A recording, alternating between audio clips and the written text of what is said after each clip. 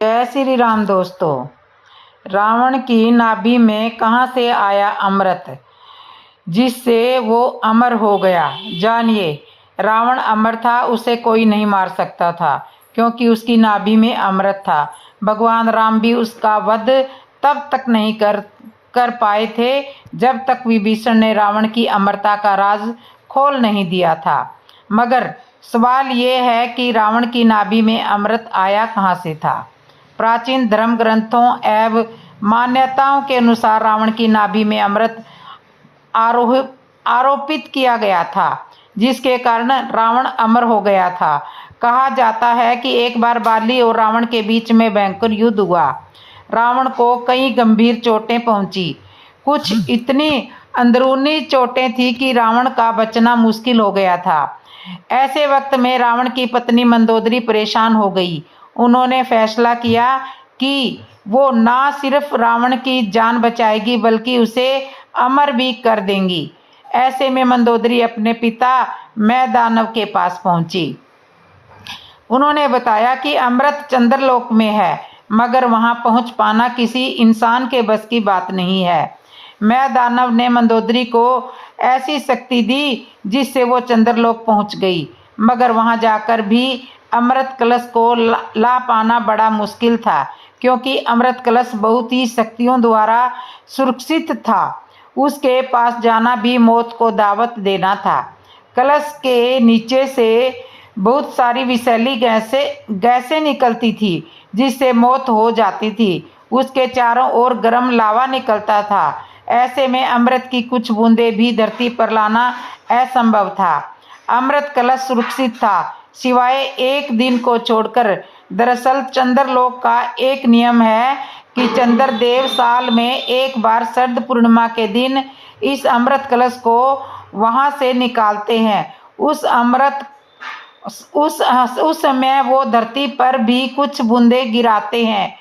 यही वो मौका था जिसकी मंदोदरी को तलाश थी। मंदोदरी जब चंद्रलोक गई तो उसके 2 दिन बाद ही पूर्णिमा थी। जैसे ही पूर्णिमा की रात चंद्रदेव ने अमृत कलश वहां से बाहर निकाला, तभी रावण की पत्नी मंदोदरी ने अमृत कलश को चुरा लिया और भागने लगी। मंदोदरी के अमृत चुराने की जानकारी जैसे ही देवताओं को हुई, हाहाकार मच गई। सभी देवताओं ने मंदोदरी का पीछा करना शुरू कर दिया। ऐसे में मंदोदरी ने कलश को देवलोक की एक खिड़की पर छोड़ा और अपनी मुट्ठी में अमृत की कुछ बूंदें भर ली। मंदोदरी को जानकारी थी कि कैसे वो इस अमृत से रावण को जीवन दान देगी। ऐसे में उन्होंने विभीषण की मदद ली। रावण के भाई विभीषण को नाड़ी का ज्ञान था, मगर उन्होंने मंदोदरी को ऐसा करने से मना कर दिया, परंतु वो बाद में तैयार हो गए। शरद पूर्णिमा के दिन इस अमृत की बूंदों को रावण की नाभि में स्थापित करने का फैसला किया गया। चूंकि अमृत की सिर्फ कुछ बूंदें ही थी, वो उन्हें नाभि में डालने का फैसला किया था, क्योंकि वहीं पर समस्त नाड़ियों का केंद्र होता है। इसके लिए पहले अशोक वाटिका में रावण को बेहोश या अचेत किया गया। फिर विभीषण ने अमृत बूंदों को रावण की नाभि में स्थापित कर दिया। इसी के चलते रावण अमर हो गया। यही वजह है कि मंदोदरी के अलावा सिर्फ विभीषण को ही रावण की अमरता का राज पता था। फिर युद्ध में विभीषण से रहस्य जानकर भगवान राम ने अग्निबाण से रावण का वध किया था। इस तरह से रावण अमृत की बूंदों की वजह से अमर था। मंदोदरी पूर्व जन्म में कौन थी? मंदोदरी का पूर्ण जीवन परिचय सुनिए। रामायण में मंदोदरी एक महत्वपूर्ण भूमिका निभाई थी। रावण की पत्नी मंदोदरी के बारे में जो बातें उल्लेखनीय है, उससे मंदोदरी की छवि बहुत अच्छी और सकारात्मक प्रतीत होती है। एक अप्सरा की पुत्री जो अत्यधिक खूबसूरत और आकर्षण है। एक ऐसी संप्रीत रानी जो समय असुर सम्राट रावण की पत्नी है। लेकिन मंदोदरी सबसे कम चर्चित पात्रों में से एक है। आज हम उनके पूर्व जन्म और उनके रामायण काल के बारे में जानेंगे। पुराणों में एक बहुत ही रोचक कथा का उल्लेख है, जिसके अनुसार मंथरा मथुरा नाम की एक अप्सरा थी, जिसके अनुसार मथुरा नाम की एक अप्सरा थी जो एक कैलाश पर्वत पर पहुंची। उस समय मां शिव जी के साथ माता पार्वती उपस्थित नहीं थी। पार्वती को न पा करके मथुरा शिव जी को आकर्षित करने का प्रयास करने लगी।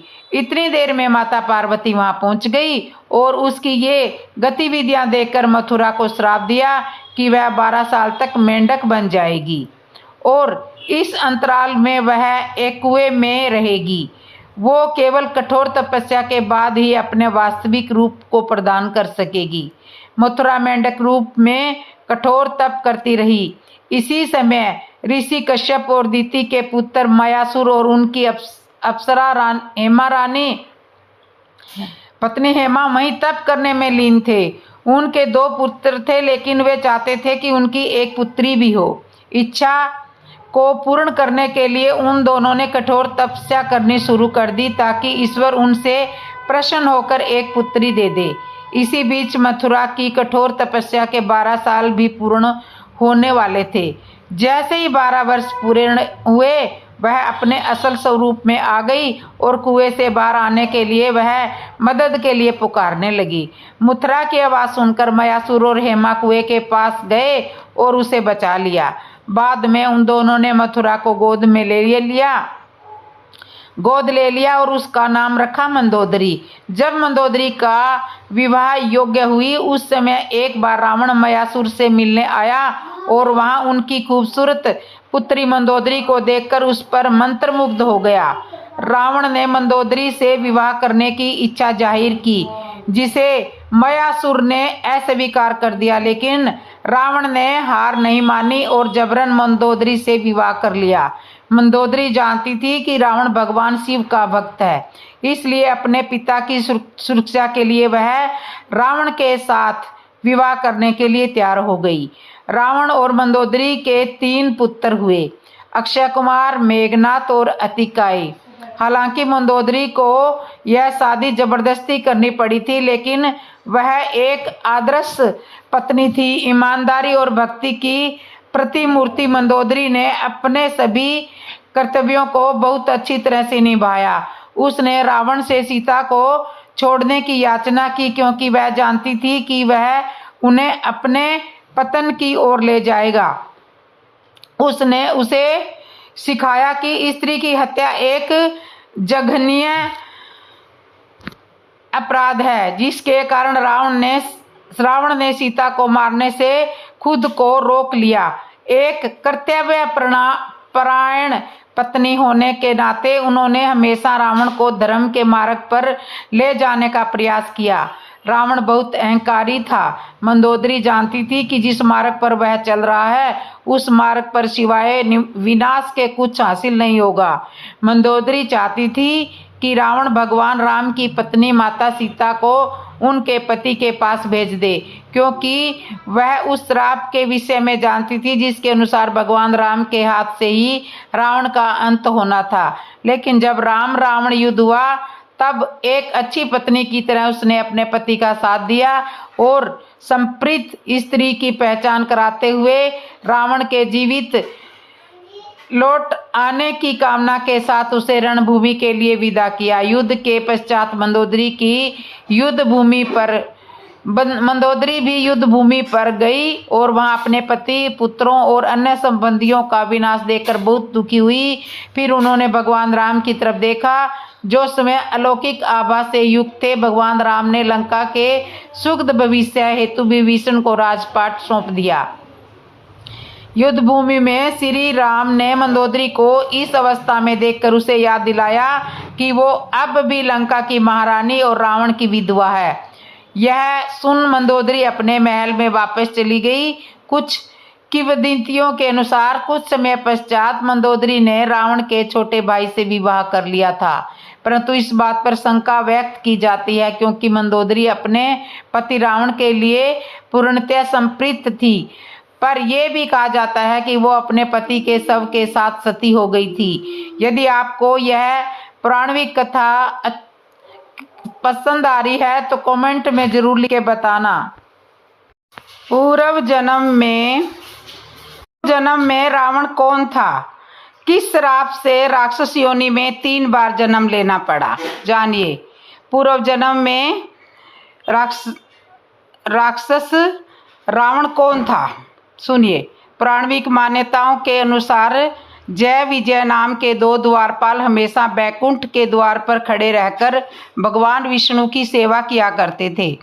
एक बार सनकादि मुनि श्री हरि विष्णु के दर्शन करने आए, लेकिन उन्हें जय विजय ने रोक लिया।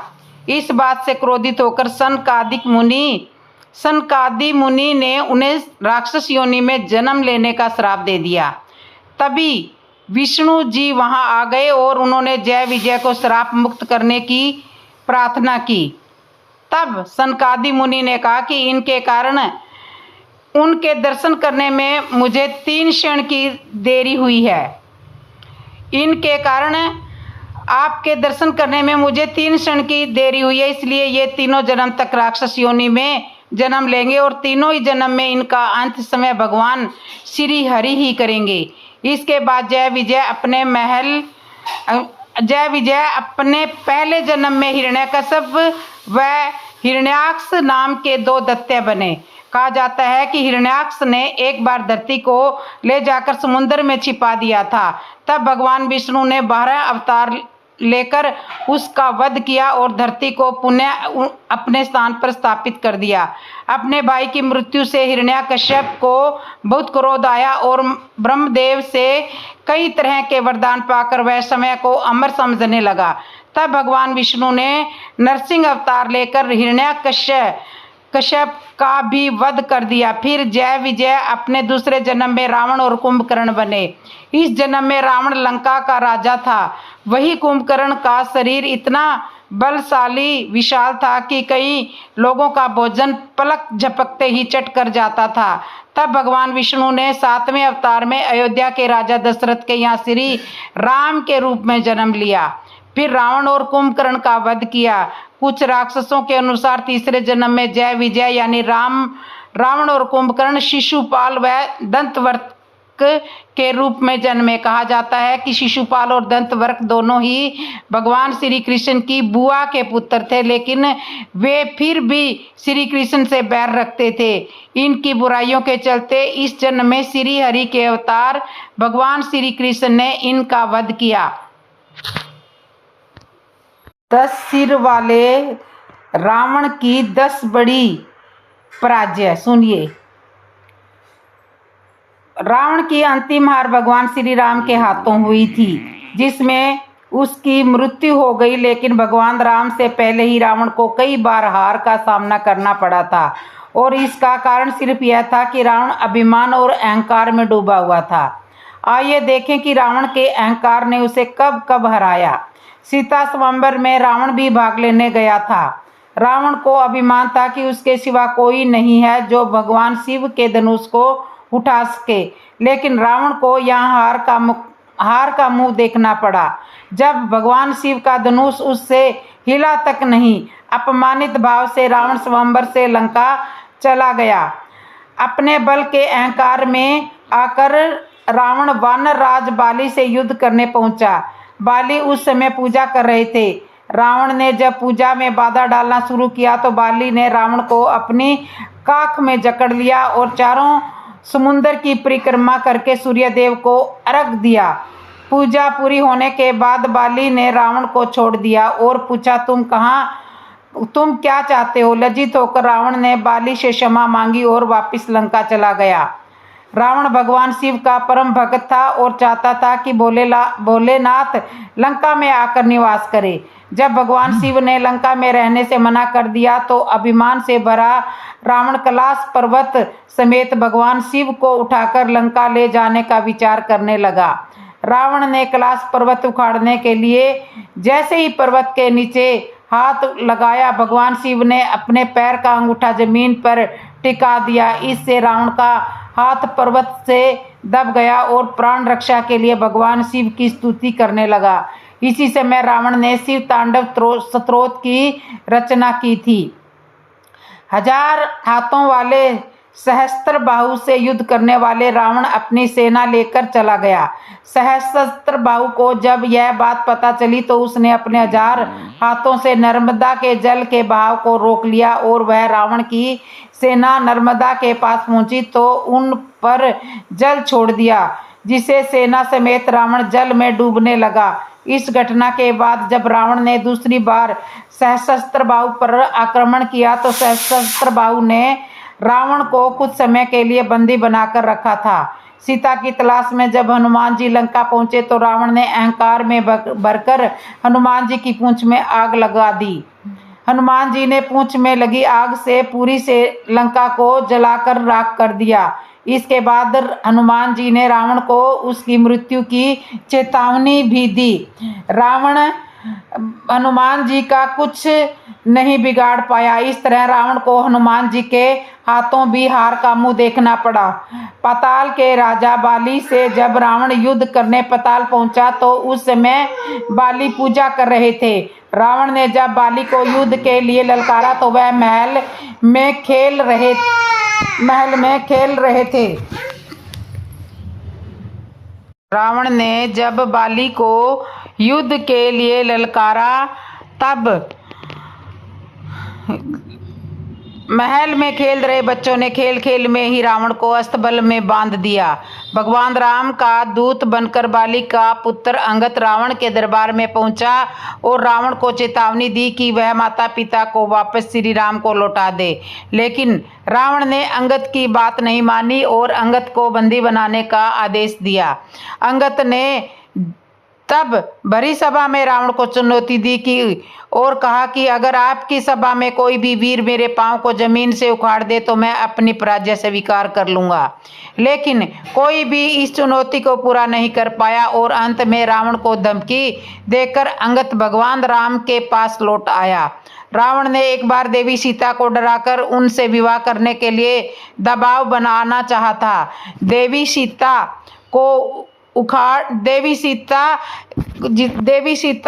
एक तिनके के सहारे को लेकर के